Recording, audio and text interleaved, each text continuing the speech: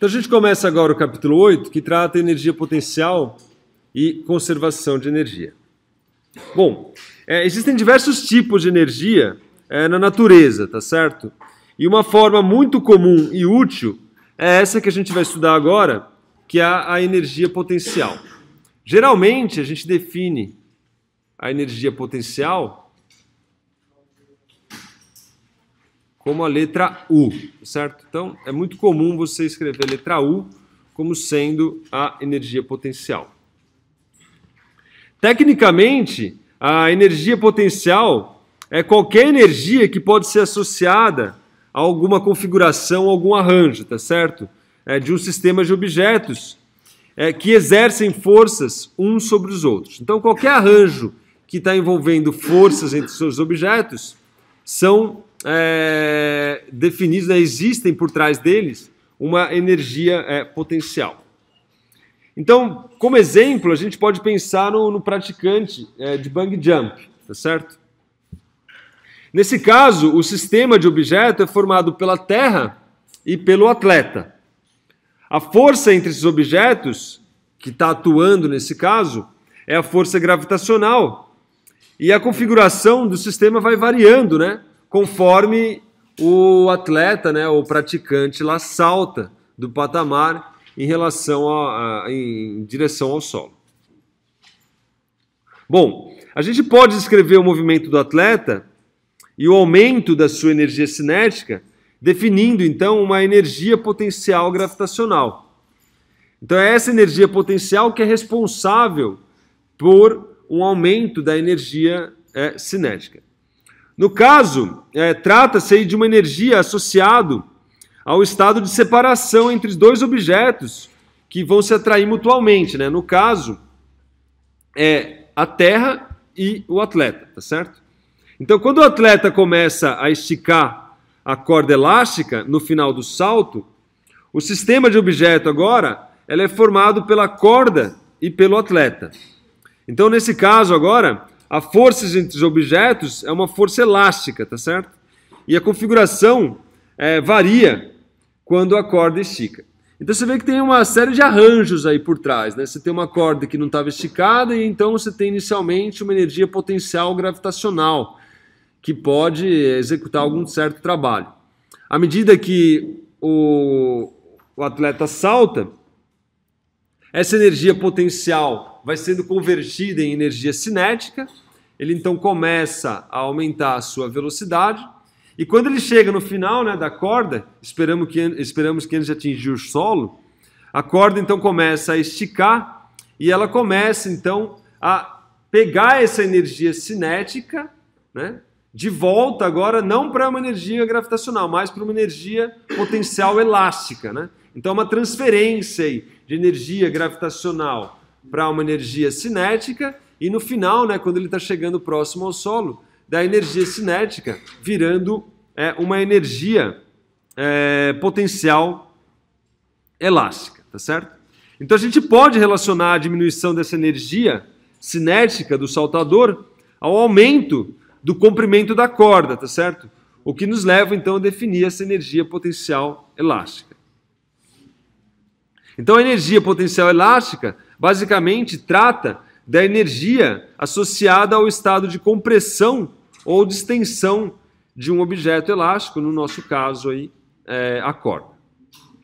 Bom, o nosso objetivo aqui é aprender a calcular essas energias potenciais desses sistemas. E também formas de usá-las e armazená-las, né? Que é o objetivo nosso, ser capaz de armazenar e fazer uso dessas energias.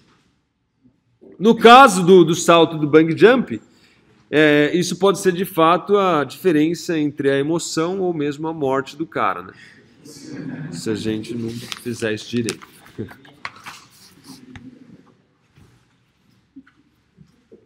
Muito bem.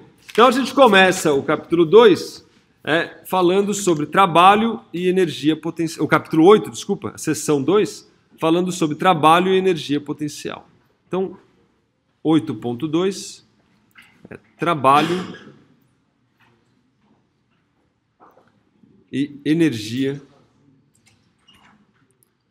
potencial. Bom, no capítulo 7 nós discutimos a relação entre o trabalho e a variação da energia cinética. Agora a gente vai discutir a relação entre o trabalho e uma variação da energia potencial, tá certo? Então vejamos aqui um exemplo para elucidar o que nós queremos estudar. Então vamos supor que um tomate ele seja arremessado para cima, tá certo? Como nós já vimos, enquanto o tomate sobe, o trabalho da força gravitacional, o trabalho WG realizado pela força gravitacional, sobre o tomate é negativo, tá certo? Porque nós temos uma força gravitacional para cá e na subida o deslocamento é um deslocamento contrário à força gravitacional. Então, o trabalho realizado pela força gravitacional sobre o tomate, ele é negativo. O que nos dá, então, o indicativo, né, de que a força gravitacional extrai energia cinética do tomate, tá certo? Então, a força gravitacional vai tomando essa energia cinética do tomate à medida que ele vai subindo até chegar na altura máxima, certo? Muito bem. Bom, agora a gente vai então trabalhar para concluir essa história aí que a gente já começou no capítulo passado. O que a gente observa então é que a energia ela é transformada da energia cinética para uma energia potencial gravitacional do sistema, que é composto pelo tomate terra, tá certo? E isso é feito pela força gravitacional. Então você começa com uma energia cinética, à medida que ele vai subindo, essa energia cinética vai sendo transferida para uma energia potencial, de forma que quando ele chega no máximo, toda essa energia cinética virou energia potencial. É bom a gente entender essa energia potencial como uma energia em potencial, tá certo? Quando ele está lá no alto, você consegue então fazer uso dessa energia, que é uma energia em potencial, para realizar um outro tipo de trabalho.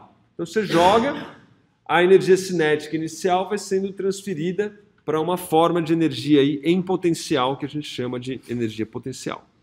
E isso é feito, no caso, pela força gravitacional.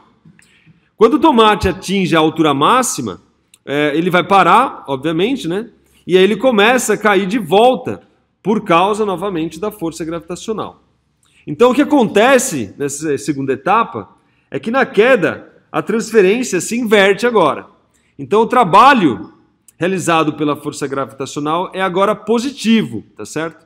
E a força gravitacional, então, passa a transferir energia da energia potencial do sistema tomate-terra para a energia cinética do tomate, tá certo?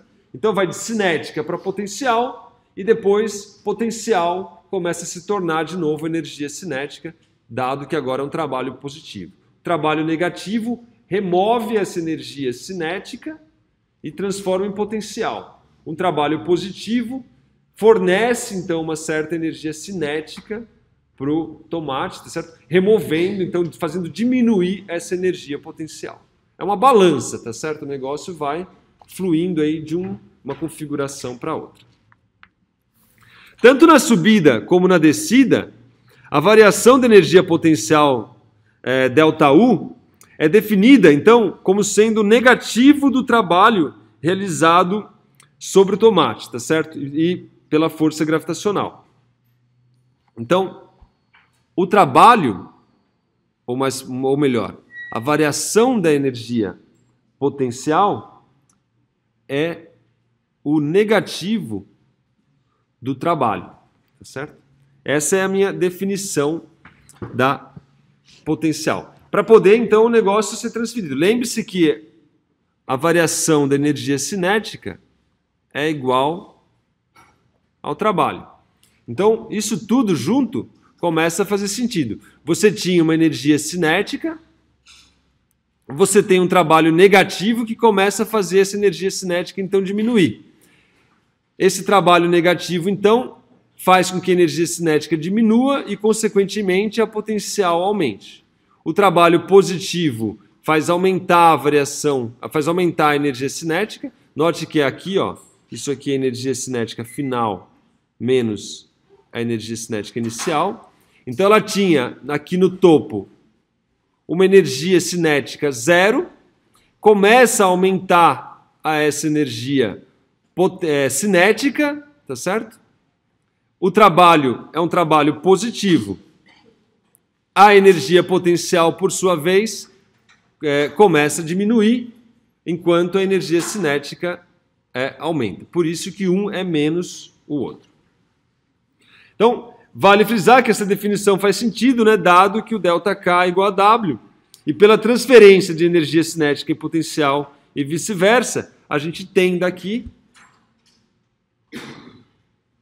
que o meu ΔK é igual a menos ΔU. Tá certo?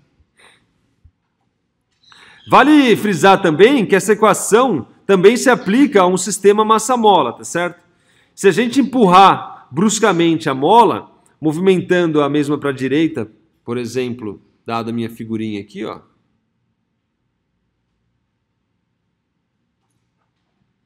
Então eu tenho o meu objeto aqui, empurro ele para a direita. Então, se empurrarmos o bloco movimentando ele para a direita, a força da mola atua para a esquerda, tá certo? Realizando um trabalho negativo sobre o bloco.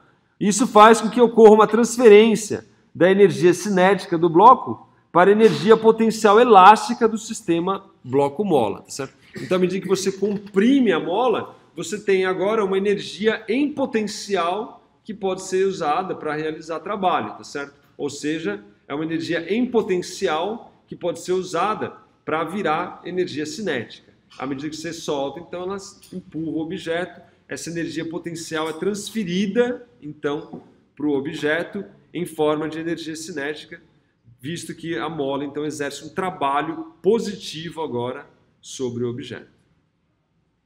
Beleza? Bom, à medida que o objeto vai sendo comprimido, então, né, o bloco vai perdendo velocidade até ele parar. Em seguida, então, ele começa a se movimentar para a esquerda, já que a força da mola agora está dirigida para a esquerda, à medida que ele está comprimido, tá certo?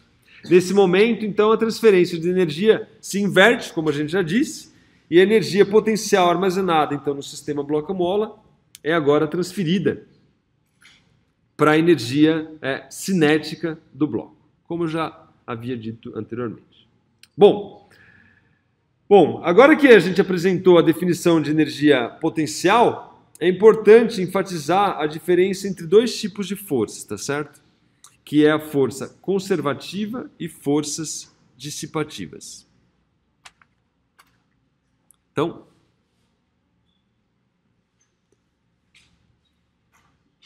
forças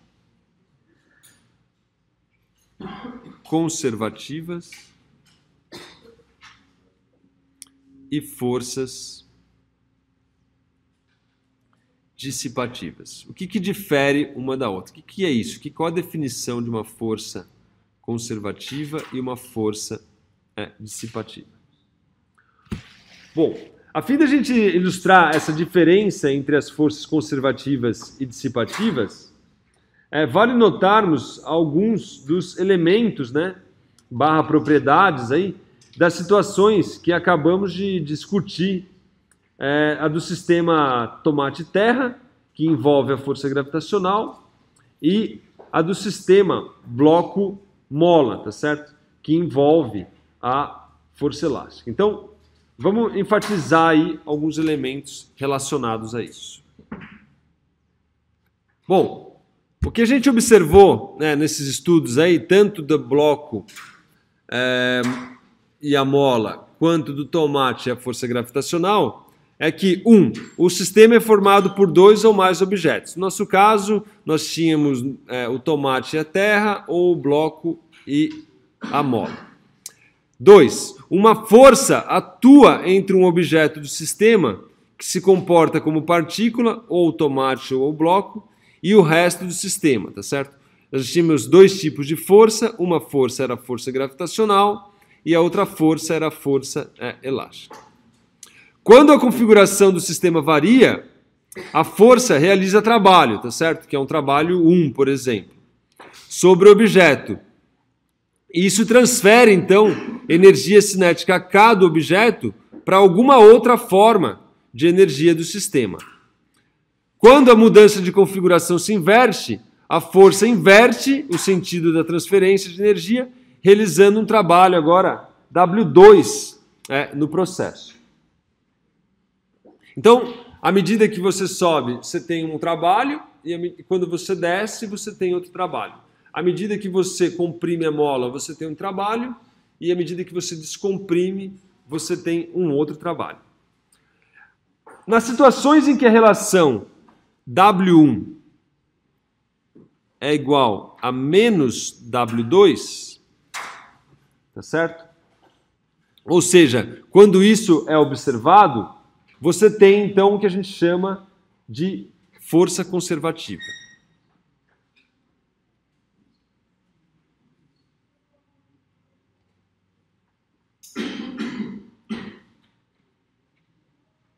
Note que nem sempre isso acontece. Como isso ocorre para a força gravitacional e para a força elástica, então, tanto a força elástica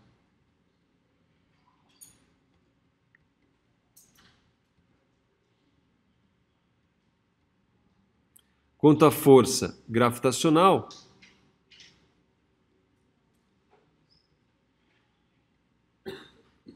são forças, então, conservativas, tá certo? Ou seja, o trabalho que eu gasto para levar um objeto de A até B é o mesmo trabalho que eu recupero quando eu levo ele de B até A, tá certo? Ou seja, eu tenho um trabalho negativo, né, no caso da força gravitacional, para subir um objeto, e eu tenho o mesmo trabalho positivo agora para trazer o objeto do topo até a base novamente.